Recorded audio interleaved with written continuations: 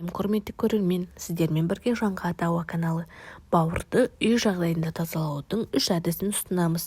Ақпаратты соңына дейін тыңдаңыз. Бауырды 3 күнде тазалау. Бұл ағзаның негізгі сүзгі органы саналатын бауырды токсиндерден, шлактардан және артық жүктемеден тазарту мақсатындағы процесс. Алайда бұл үшін алдымен дәрігермен кеңескен дұрыс, себебі әр адамның ағзасы мен денсаулығы әртүрлі.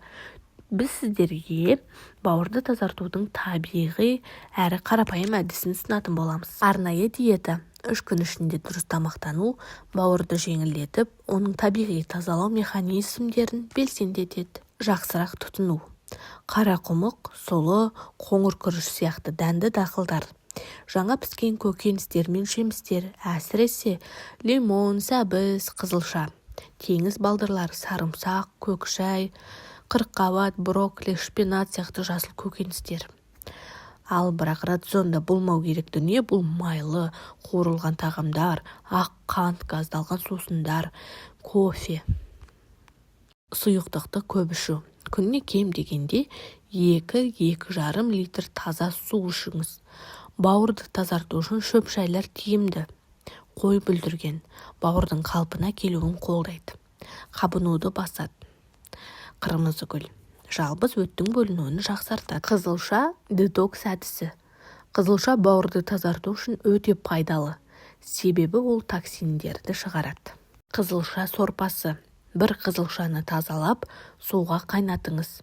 1 литр қайнағаннан кейін тағы жарты литр су қосыңыз. Оны күні бойы бөліп ішіңіз. Қызылша шырыны. Жаңа піскен қызылша мен сәбізден шырын дайындап ішіңіз. Тағы бір үй жағдайында жасауға болатын іс-әрекеттің бірі бұл денені белсенді ұстау. Жеңіл дене жаттығулары немесе серуендеу бауырдың қан айналымын жақсартады және токсиндерді шығарады. Бауырды тазарту кезінде ағзаға түсетін күшті сезінуіңіз мүмкін. Әлсіздік, шаршау. Бұл қалыпты жағдай, бірақ ыңғайсыздық қатты болса, процедураны тоқтатып, дәрігерге қаралыңыз. Бауырды тазарту бұл бүкіл ағзаны жақсартуға бағытталған маңызды қадам, бірақ оны асықпай, денсаулыққа қауіп төндірмей жасау маңызды. Бұдан да пайдалы ақпараттарды білгіңіз келсе, каналға тіркелуді ұмытпаңыз. Халық емін қолданбас бұрын міндетті түрде дәрігермен кеңесіп алыңыз.